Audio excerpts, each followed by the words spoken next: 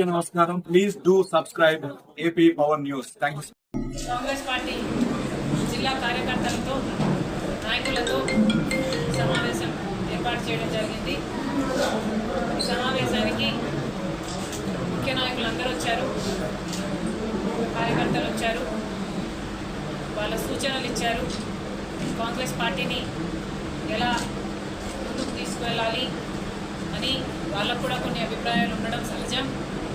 కాబట్టి వాళ్ళ అభిప్రాయాలను కూడా విన్నాం, వాళ్ళకున్న ఇబ్బందులు కూడా తెలుసుకున్నాం.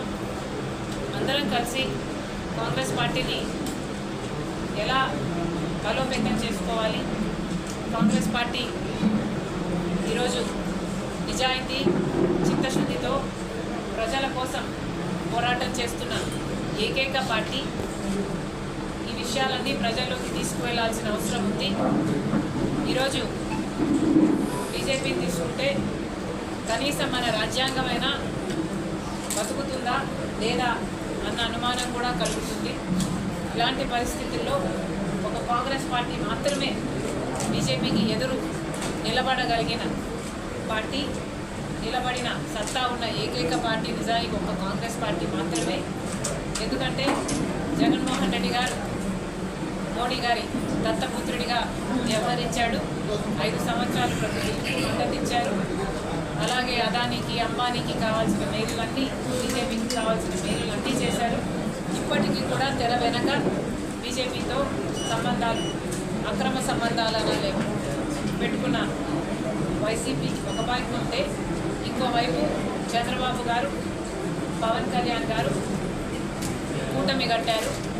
బీజేపీ పార్టీ మనకు ఏ ఒక్క హామీ నెరవేర్చకపోయినా 11 సంవత్సరాలుగా బీజేపీ పార్టీ మన రాష్ట్రాన్ని, రాష్ట్ర ప్రజలని మోసం చేస్తున్నా కూడా అదే బీజేపీ పార్టీకి చంద్రబాబు గారు, జనసేన, పవన్ కళ్యాణ్ గారు మద్దతు ఇస్తూనే ఉన్నారు. ఈరోజు వాళ్ళు ఇస్తున్న మద్దతుతో కేంద్రంలో మోడీ గారి బీజేపీ సర్కారు నిలబడి ఉంది.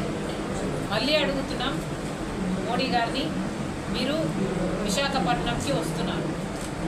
విశాఖపట్నానికి ప్రతిసారి ఆంధ్ర రాష్ట్రానికైనా విశాఖపట్నానికైనా వస్తున్నారు, పోతున్నారు.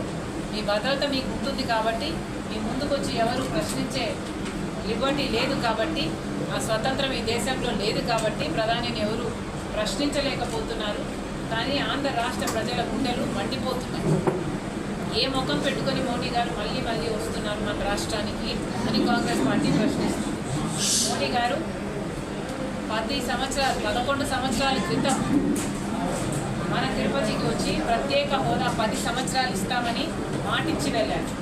ఇప్పటికి 11 సంవత్సరాలు అయిపోయింది, ఇంతవరకు ప్రత్యేక హోదా ఊసేలేదు.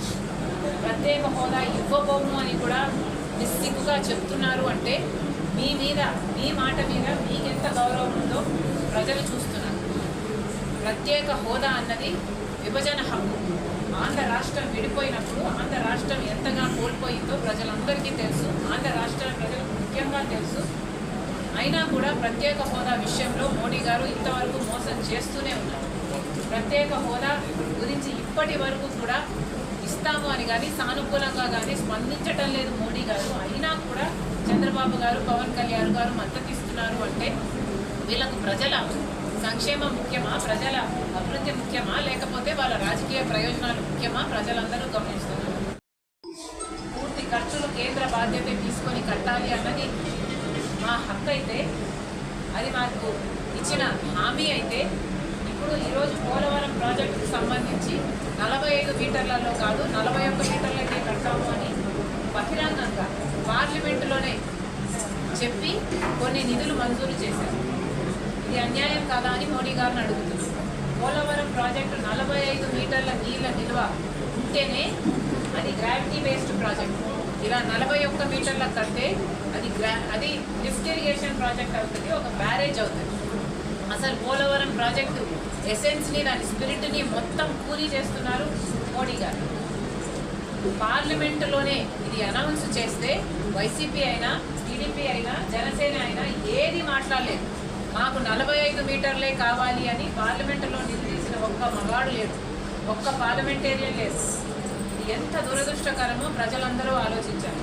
మోడీ గారు విశాఖపట్నంకి వస్తున్నారు, సమాధానం చెప్పాలి. ప్రత్యేక హోదా గురించి సమాధానం చెప్పాలి, పోలవరం గురించి సమాధానం చెప్పాలి. అలాగే రాజధానికి కూడా అప్పులు ఇస్తున్నారు. మాకు అప్పులు కావాల్సింది, మాకు రాజధాని కావాలి. రాజధాని కట్టాల్సిన బాధ్యత కేంద్రానికి, రాజధాని పూర్తి చేసి ఇవ్వాల్సిన బాధ్యత కేంద్రానికి. ఈరోజు మాకు ఎందుకు అప్పులు ఇస్తున్నారు? ఈ అప్పులన్నీ మళ్ళీ మా మీద, మా బిడ్డల మీద పడతాయి. అంటే మేము మళ్ళీ భూమిలో అమ్ముకొని కట్టుకోవాలి. మాకు ఏం అవసరం ఉంది? మోడీ గారు ఇవన్నీ సమాధానం చెప్పాలి. విశాఖపట్నం స్టీల్కు సంబంధించి ఇంతవరకు కూడా ప్రైవేటైజ్ చెయ్యబోము అని చెప్పటం లేదు మోడీ గారు. పార్లమెంటులో ఏదైతే ప్రైవేటైజ్ చేసే ఆలోచన ఉందో ఆ ఆలోచనకు మేము కట్టుబడి ఉన్నాము అని ఇటీవల కూడా ఒక కేంద్ర మంత్రి చెప్పారు. అంటే విశాఖ స్టీల్ ఎప్పుడు ప్రైవేటైజ్ చేస్తారో తెలియక బిక్కుబిక్కుమంటూ ఇక్కడ వాసులు బతుకుతున్నారు. ఇది చాలా అన్యాయం. అసలు ఏ కారణం లేకుండా 4,000 5,000 మందిని అకారణంగా తొలగించేశారు. ఇలా తొలగించుకుంటూ పోయి దాన్ని మెల్లగా కూని చేసే క్రమంలో పడ్డారు మోడీ గారు. ఇవన్నీ డైరెక్ట్గా కాకపోయినా ఇండైరెక్ట్గా చంద్రబాబు గారు సపోర్ట్ చేస్తున్నట్టే. ఎందుకంటే మోడీ గారు చేస్తున్న అన్యాయాలు ఏ ఒక్కటి ప్రశ్నించకుండా వాళ్ళకు కంటిన్యూస్గా మద్దతు ఇస్తున్నారు చంద్రబాబు గారు. అంటే దాని అర్థం ఆంధ్ర రాష్ట్ర ప్రజలకు వెన్నుపోటు పొడుస్తున్నారు అని.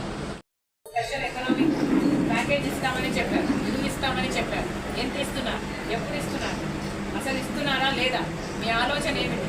అసలు ఏ దానికి సమాధానాలు చెప్పకుండా, ప్రజలకు ఏ భరోసాలు ఇవ్వకుండా వాటికి మీరు వస్తున్నారు. ఇప్పుడు యోగాంధ్ర అంటారు. అవసరమా? ప్రజలకు ఏం అవసరం అండి? అది కదా మీరు చేయాల్సింది.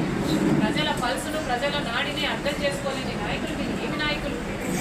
మళ్ళీ కాంగ్రెస్ పార్టీ డిమాండ్ చేస్తుంది, మోడీ గారు వస్తున్నారు, వీటన్నిటికీ సమాధానం చెప్పాలని కాంగ్రెస్ పార్టీ మోడీ గారిని డిమాండ్ చేస్తుంది.